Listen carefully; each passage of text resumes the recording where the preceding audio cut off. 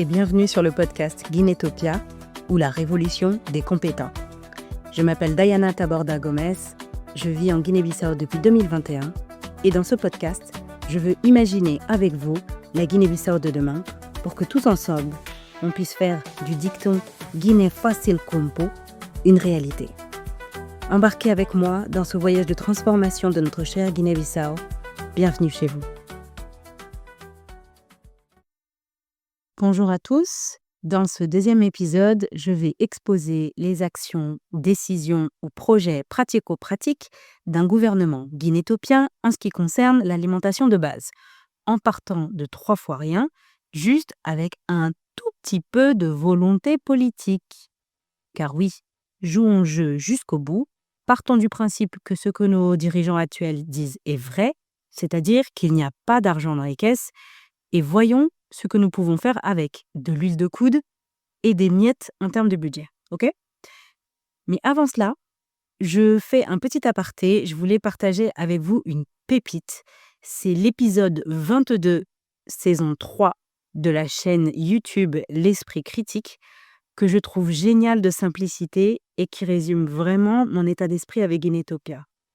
Pourquoi moi et pourquoi ma future équipe, on se permet de se mettre en avant comme ça pour prendre le pouvoir, je vous laisse écouter.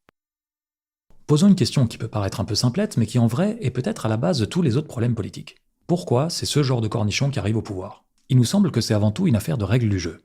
Certaines règles attirent certains joueurs, par exemple l'UFC, où le but c'est de taper son adversaire jusqu'à ce qu'il ne se relève pas, attirent certaines personnes. Les échecs, où le but c'est d'anticiper la pensée de l'autre, attirent d'autres personnes. La politique c'est pareil.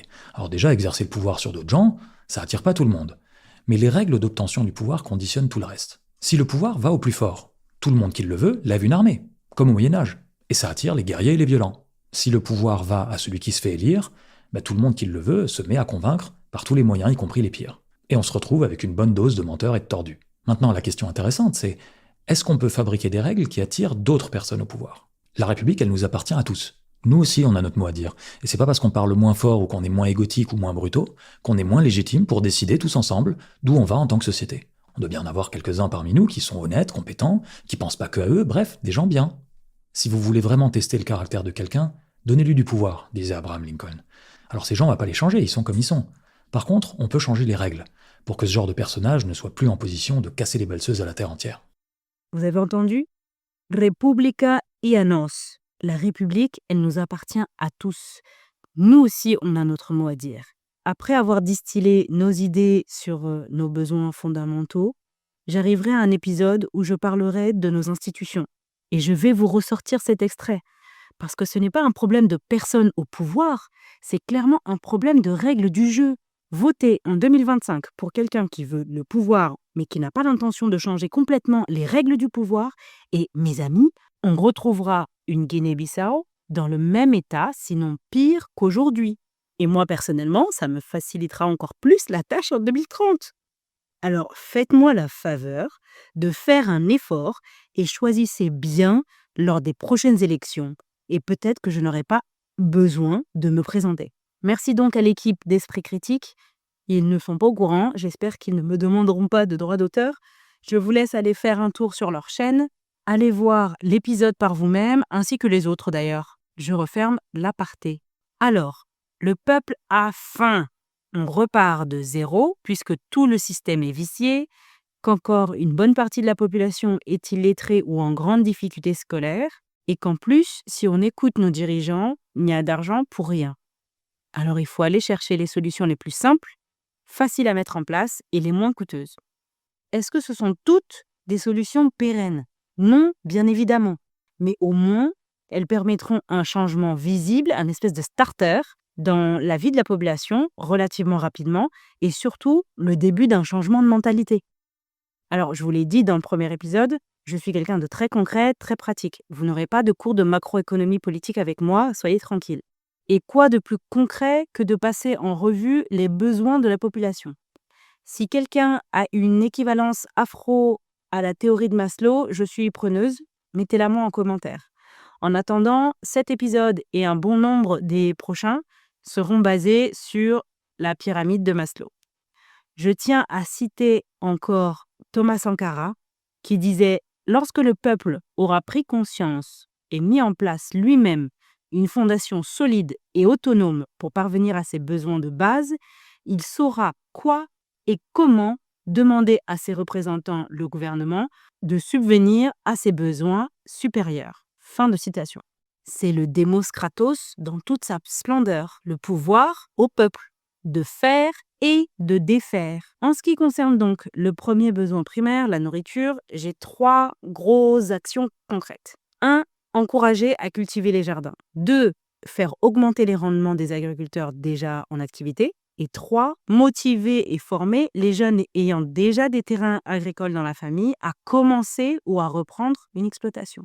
Alors, en numéro 1, encourager à cultiver les jardins. Pour ceux qui ont connu le pays il y a longtemps, tout le monde s'accorde à dire qu'il y a un phénomène de bétonisation massive de la capitale et surtout des jardins. Je pourrais parler des nombreux effets de ce phénomène, mais il faut rester concentré sur le sujet du jour. Les jardins que j'appelle aujourd'hui Quintal Sintakume Bibi, à l'époque, les anciens avaient toujours un petit coin potager avec un minimum de légumes de base et facile à cultiver. C'est cet esprit-là qu'il va falloir raviver. Et comment on peut faire ça? Avec une campagne YouTube, par exemple. J'ai déjà le nom et même la musique du jingle, écoutez. Nano Quintal, no tiene todo Nano Quintal. Uy, Nano Quintal, no tiene pan de sediñamo Nano Quintal. Nano Quintal, ça veut dire dans notre jardin. Là, je veux un silence ça pousse, au moins bobo quand même. J'imagine un passionné qui a la main verte, qui fera des cours vidéo pour débutants.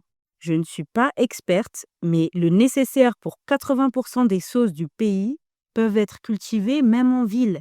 Les premiers légumes qui me rendent dingue ici, c'est les pommes de terre, les oignons et l'ail. Franchement, c'est la honte de devoir dépendre du Sénégal pour ça, alors qu'un simple sac de riz, de la terre et quelques bulbes germés peuvent donner des rendements impressionnants pour toute la famille. Je pense que vous avez déjà vu passer des vidéos comme moi sur YouTube sur le sujet. En termes d'emploi direct que cela va générer, je pense à tous les équipements de jardinerie, mais aussi les jardiniers qui vont être rémunérés pour préparer la terre du jardin, par exemple, les bricoleurs pour la construction de bacs surélevés ou que sais-je. En plus, parmi ceux qui s'essayeront à l'exercice dans leur bout de jardin à Bissau, il y en a bien quelques-uns dont ça va réveiller les talents naturels et susciter des vocations. Derrière, il faudra organiser la formation de ces gens-là et capitaliser dessus. Et là, on ne parle que d'un pecno avec sa chaîne YouTube suffisamment attractive. Alors imaginez si on rajoute un autre pecno qui donne de l'inspiration à cuisiner ses légumes de manière traditionnelle, pour les gens un peu comme moi qui ne savent pas cuisiner les fusions de manicagni, mais aussi utiliser ces légumes locaux et faire de la cuisine moderne. Ça va inciter les gens à manger plus varié et équilibré. Avec ça, si on rajoute un nutritionniste, toujours sur YouTube, mais on les fait tous passer sur TGB en matraquage. Et je pense que là, on a le tiercé gagnant dans l'ordre pour avoir une population plus éduquée sur l'alimentation générale, avec une pression sur le budget familial moins forte, moins dépendante au riz tous les jours et moins dépendante aux fluctuations des importations. Une population plus active en ville parce qu'elle jardine, avec une alimentation saine et variée. Imaginez si tout ça est organisé, marketé, financé par le ministère de l'Agriculture à l'échelle nationale. Et là, on ne parle que des potagers familiaux. Voyons voir chez les professionnels maintenant. Le grand 2, faire augmenter les rendements des agriculteurs déjà en activité.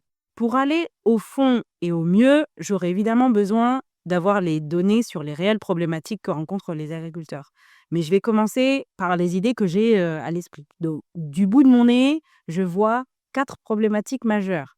Le manque de matériel et donc la pénibilité du travail. 2, le manque de main-d'œuvre. 3, la faible rentabilité. Et 4, le transport et la conservation. Pour ces 4 problèmes majeurs, voici mes propositions. 1, pour le manque de matériel. Sérieux, le gouvernement finance quoi. Enfin, il n'y a pas à tergiverser. S'il n'y a pas d'argent, on fait un crédit au FMI. Je préfère à la limite qu'on fasse un crédit au FMI pour ça. C'est pas grave. Mais il y a un minimum syndical à fournir aux agriculteurs. Il faut arrêter les bêtises. Et si la vision nationale tend vers des méthodes d'agroécologie, de permaculture et de tout le patin couffin sans pesticides, Il n'y a pas besoin d'avoir des grandes exploitations et de grosses mécanisations. Donc on peut s'équiper en tant qu'État auprès de la Chine, de l'Inde, du Brésil ou que sais-je. Le système d'irrigation enterré qui s'appelle en France les Zoya, nous avons sûrement le savoir-faire, nous aussi en Guinée, chez les artisans potiers. Il faut réactiver ça pour pouvoir permettre une récolte pendant la saison sèche. Point numéro 2, le manque de main-d'œuvre. Celle-là, il me fait bien rire. Avec la quantité de jeunes désœuvrés dans les cubicles, il n'y a pas moyen d'avoir une base de données de ces gens-là et les envoyer en mission de volontariat 1 mois ou 2 dans les exploitations familiales. Enfin, s'il vous plaît, on a dit simple. Numéro 3, la faible rentabilité. Alors évidemment, sur ce coup-là, il y a plusieurs facteurs macroéconomiques qui s'entremêlent, mais si on isole simplement le fait que les agriculteurs ne s'en sortent pas, la première idée qui me vient à l'esprit, c'est de créer la version locale des AMAP. Pour ceux qui ne savent pas ce que c'est, ce sont des associations pour le maintien d'une agriculture paysanne. Vous avez sûrement dû voir dans des reportages en France, ces agriculteurs qui viennent faire leur petite boutique dans des entreprises, dans des petites collectivités comme ça, et les gens viennent, donc ils cotisent un certain montant, soit en mensuel, soit en annuel, et ils reçoivent toutes les semaines un panier de fruits et de légumes de saison. Vous voyez, ici en Guinée-Bissau, le moment où les gens ont le plus de liquidités, c'est pendant la saison des cajous, entre mars et juin. À ce moment-là, il faudrait trouver le système pour rediriger ces liquidités vers les agriculteurs pour leur acheter la totalité de leur récolte à l'avance, à un prix juste. Comme ça, ils sont, eux, plus sereins pour travailler. Et côté consommateur, les cotisants sont certains d'avoir des fruits et des légumes toute l'année, ou toute la saison en tout cas. Ça réduit les pertes, puisqu'on ne récolte que ce dont sa liste de clients a besoin. Et si vraiment il y a un surplus, il existe plusieurs centaines de femmes déjà formées à la transformation de fruits et légumes. À toute petite échelle, ces dames sont dispatchées sur le territoire et réduisent encore les pertes, en plus de créer de la plus-value. Tout le monde y gagne. Je pense aussi, dans le système d'AMAP, à inclure les hôpitaux, d'abord, parce que c'est l'État, et les écoles, privées comme publiques. Ça, je reparlerai un petit peu plus tard. Ici, on a besoin de quoi? Quelques centaines de machines, les semi-pro, une centrale de cantine par région, sinon moins d'ailleurs, l'aide à l'import ou évidemment la fabrication locale, des emballages. C'est pas ça qui vont trouver les poches de l'État. À défaut d'investir dans des usines plus grandes, ça je pense que ça fera l'objet d'un épisode détaillé, sûrement sur ma vision du modèle économique à suivre. Bon, c'est sur le point 4, le transport et la conservation, que là, on peut difficilement faire avec des bouts de chandelle à l'échelle nationale. Par contre, pour les particuliers consommateurs qui vont au marché tous les jours, il est tout à fait possible pour la conservation, par exemple, de se passer de frigo en fabriquant ou en achetant les poteries réfrigérantes. Et encore une fois, nous avons sûrement le savoir-faire ancestral. Il suffit de le faire renaître de ses cendres. Il est aussi nécessaire de valoriser et fortifier les systèmes de coopératives déjà en place et de mutualiser les moyens de transport déjà existants. L'État doit faciliter dans l'importation de camions et autres moyens de transport des marchandises beaucoup plus récents. Cela va sans dire investir dans des routes qui tiennent la route et qui ne sont pas à refaire tous les ans. Là-dessus, je suis pressée d'arriver à l'épisode sur les transports. Vous verrez, il y a des pépites. Bon, je reprends mon fil d'Alimatou. C'est le premier nom qui m'est venu pour remplacer Ariane. J'en suis à la 3e grande proposition qui est de motiver, former les jeunes ayant déjà des terrains agricoles dans les familles, à commencer ou à reprendre l'exploitation familiale. Pour ça, il va falloir rendre au métier d'agriculteur ses lettres de noblesse. Là aussi, je vois une campagne marketing, des aides à l'installation, mais également une valorisation du métier et des métiers dès l'école primaire. Évidemment, si on voit grand avec une politique agricole innovante, on sait qu'il nous faut un vrai centre de formation agricole. Je me répète, mais il faut aussi des cantines scolaires et hospitalières qui permettent d'écouler la production locale et aussi faire du protectionnisme en augmentant les barrières à l'entrée du riz, par exemple, et de toutes les ressources cultivées et cultivables localement. Derrière, l'esprit panafricain fait que j'ai peut-être pas besoin de cultiver mes poivrons ou mes tomates quand je sais que le Sénégal fait suffisamment. Et là, dans ces cas-là, on importe dans l'esprit d'États frères et de collaboration. Je dis ça avec des tomates et des poivrons, mais on peut faire ça avec tout. En attendant, des partenariats peuvent être rapidement signés avec des organismes de formation qui peuvent assurer la partie théorique en ligne, par exemple, et faire venir quelques professeurs de la diaspora en priorité ou d'ailleurs pour faire la partie pratique. Avec les systèmes d'AMAP et de coopératives fortes, il sera bien plus facile de convaincre un jeune exploitant d'entrer dans les métiers d'agriculture ou d'élevage puisqu'il sait qu'il s'en sortira financièrement dès le début. Voilà, les 3 grands groupes d'idées que je mettrai en place pour au moins résorber les problèmes des premières années pour matafomi, tuer la faim comme on dit. Dans le prochain épisode, je vous donnerai les idées pour un autre besoin primaire qui est l'eau. L'eau est là.